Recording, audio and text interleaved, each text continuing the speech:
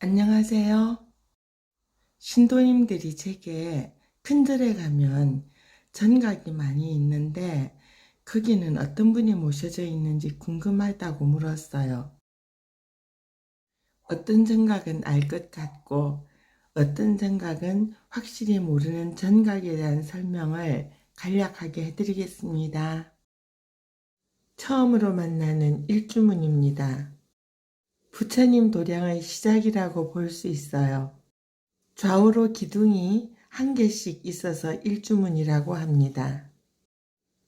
부처와 내가 둘이 아니며 너와 내가 둘이 아니어서 근본으로 돌아가는 한 마음을 찾기 위한 가르침을 전하는 문입니다. 빗자루 자국이 상큼하게 보이죠? 이 빗이라는 방법은 질집의 생활 문화 중 하나입니다. 비가 와도 진창이 되지 않게 하기 위해 깔아놓은 마사가 쓸려 나가면 안 되기 때문에 가볍게 씁니다.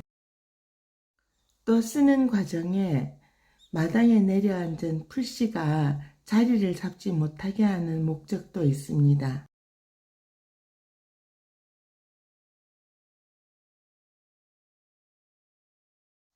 일주문에서 조금 올라오면 금강문이 있습니다. 금강문의 좌우에 서 있는 금강역사는 불법을 수호하는 수호신입니다.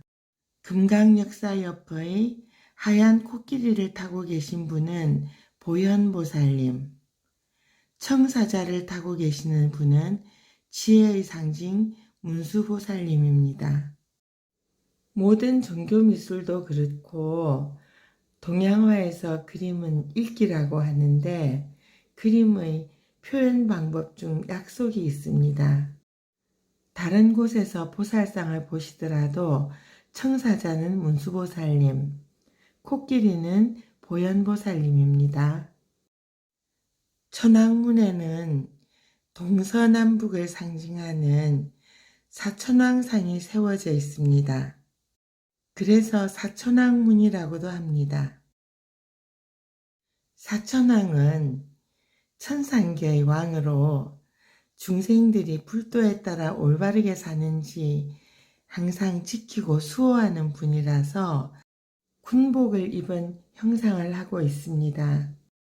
그래서 사천왕상이 무섭다는 분도 있어요. 저는 사천왕상을 볼 때 우리나라의 민화 호랑이를 생각해 보게 됩니다.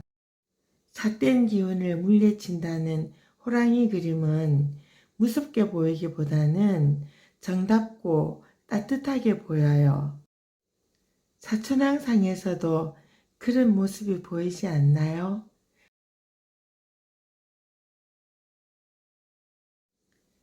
이제 무서워하시지 말고 나를 지켜주는 분이다 라는 생각을 하세요. 물이 흐르는 위로 종각이 보입니다. 종각은 큰 절에나 갖춰져 있지 웬만한 절에는 갖춰져 있지 않습니다. 범종과 법고, 목어 운판을 일러 사물이라고 합니다. 범종은 깊은 울림을 내는데 지옥 중생을 제도하기 위한 목적으로 치는 것입니다. 우리나라 종소리에는 맥놀이라고 하는 아주 특별한 울림이 있습니다. 어느 나라에도 없는 종울림 때문에 한국종이란 이름으로 따로 분류합니다.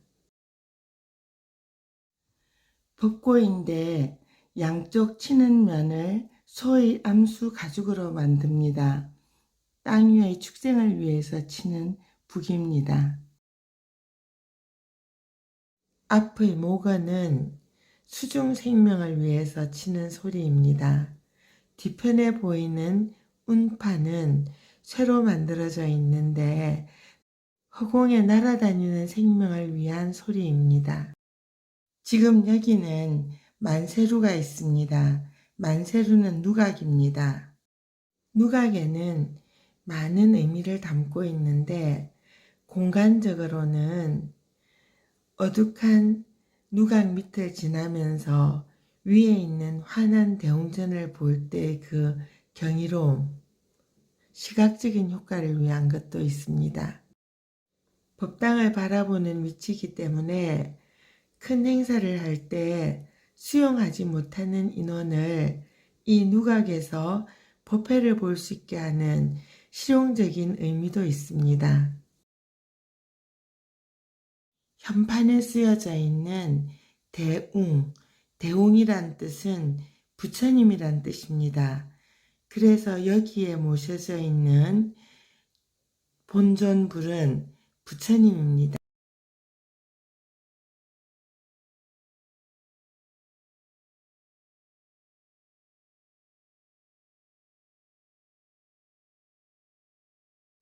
이제 대웅전 앞에 왔습니다. 대웅전이라고 쓰여 있는 법당은 어느 곳을 가도 서가모니 부처님이 주불이 됩니다. 그건 약속입니다. 또 주불이 된다는 건 가운데 계시는 분을 주불이라고 합니다. 관음전은 관세음보살님이 본존입니다. 관세음보살님의 관은 관조한다고 할 때 쓰는 마음으로 보는 뜻의 관입니다. 인간세의 소리음, 인간 세상의 소리, 즉 우리가 바라는 모든 마음의 소리, 우리가 바라는 건 다 어려운 일들이잖아요. 그 소리를 다 듣고 이루어 주겠다는 서원을 세운 분이 관세음보살님입니다. 보살이라는 뜻은 수행의 경지는 부처님처럼 높으나 중생들을 구제하고 난 후에 부처가 되겠습니다는 발언을 하신 분입니다. 그래서 불자님들은 어려운 일을 겪을 때 관세음보살 연부를 합니다. 이곳은 원통보전입니다. 어떤 절에 가셔서 원통전이나 원통보전이 있어도 그곳은 관세음보살님을 위한 법당입니다.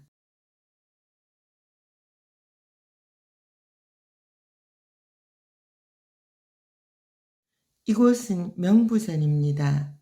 명부전은 다른 이름으로 지장전이라고도 합니다. 지장보살님은 지옥 중생을 구제하겠다는 원을 세운 분입니다. 그래서 지장전의 벽화는 우리 사후의 권선징악에 대한 그림으로 표현되어 있습니다.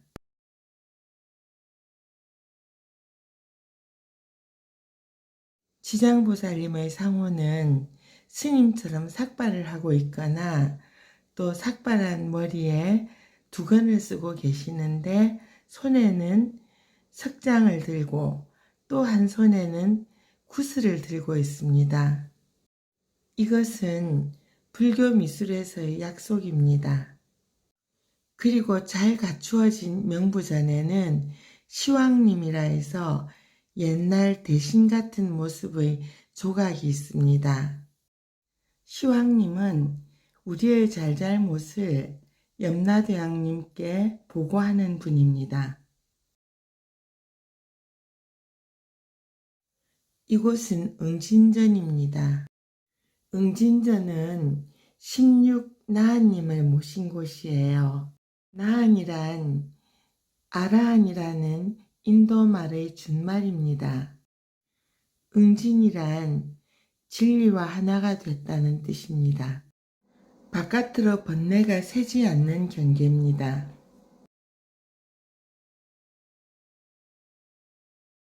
이 성인들은 말세의 우리들에게 우리들이 바라는 복을 이루게 해주시고 그래서 우리로 하여금 진리로 인도하려는 발언을 하신 분들입니다. 이러한 성현을 모신 곳이 응진전입니다. 여름이 되어 이 배롱나무에 꽃이 피면 정말 아름다울 것 같아요. 이곳은 비로전입니다. 비로자나 부처님을 모신 전인데 줄여서 비로전이라고 합니다.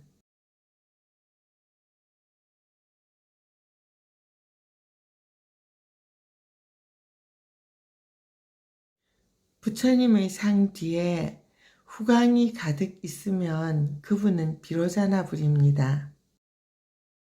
종교화에는 항상 약속이 있다고 말씀드렸죠. 기독교 그림에서 어떤 천사가 어떤 여인에게 백합을 주려고 들고 있으면 그건 마리아에게 예수를 가질 것을 알리는 그림입니다. 제가 비로전에서 부처님께 참배하는 동안 바깥의 봄빛이 환한 속에서 비로전의 광명으로 들어오는 한 부부를 봤습니다. 비로자나 부처님의 광명이 이 두 분께 가득 가피하시기를 기원해 봅니다.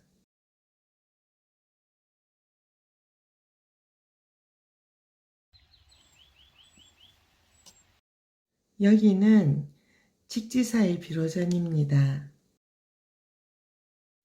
비로자나 부처님을 중앙에 모시고 천 부처님이 계셨어요. 비로자나 부처님의 상에서 광배가 없다면 손 모양을 보세요. 지금 가운데 계신 부처님의 손 모습이 비로자나 부처님의 수인입니다. 천불림과 비로자나 부처님이 함께 계시는 것이 상징적으로 보였습니다. 천부처님이란 부처님이 천분 계신다는 것만을 말하는 건 아닙니다. 과거에도 깨달은 분, 부처님은 계셨고 앞으로도 부처님은 나올 것입니다.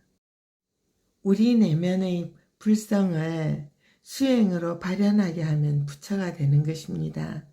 그러면 천부처님이란 여러분도 당내 오실 부처님이고 저도 언젠가 될 부처님입니다.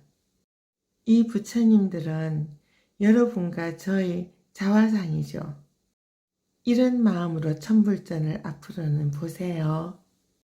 성좌각 앞입니다. 다른 절에서는 삼성각이라고도 부릅니다. 대웅전, 비로전, 관음전, 지장전 같이 전이 아니라 각은 한자에서 전보다 작은 규모의 집을 각이라고 합니다. 지금 보시는 탱화는 칠성님이라고 흔히 부르는 칠성단입니다. 보살님들이 자손들의 수명을 비는 곳입니다.